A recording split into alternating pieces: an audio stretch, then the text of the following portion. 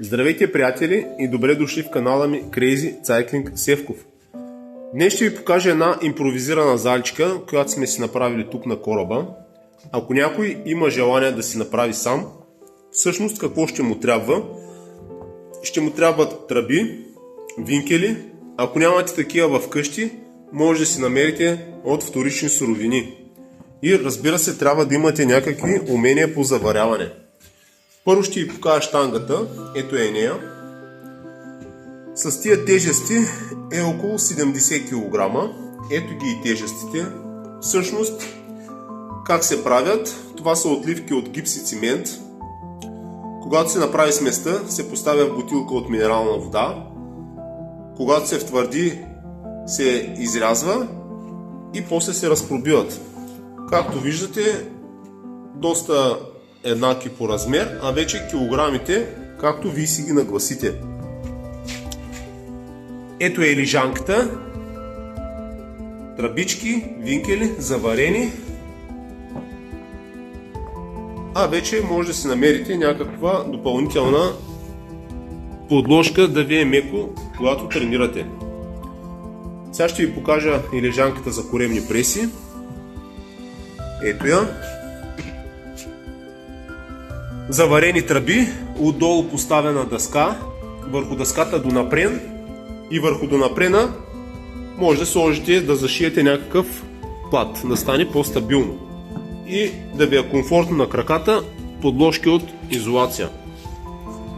Ето ги и дъмбелите, така наречените дъмбели, ако може да се каже, че са дъмбели, но пък тия тежести вършат страхотна работа.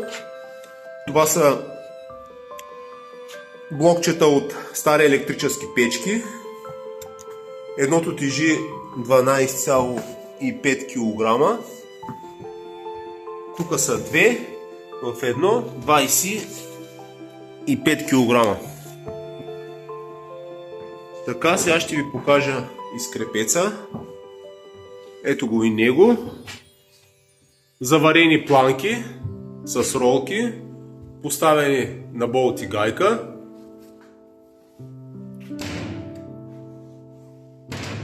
И някакви тежести, каквито вие си намерите. Към скрепеца сме си направили и тия лостове за трицепс, за набиране. Така, ето това е и кривата щанга за бицепсово сгъване. Само трябва да ги боядисаме и всичко ще стане професионално. Имаме си и боксова круша. Ето към нея сме направили и тия ММА-ски ръкавици от обикновени работнически ръкавици с донапрен и тиксо. Вършат страхотна работа. Имаме си и такива, които са и професионални. Ето и велоаргометъра. Така че всеки, който има желание, без да влага много средства, може да си направи нещо подобно и да спести доста пари от към скъпи уреди и посещения в фитнес залите.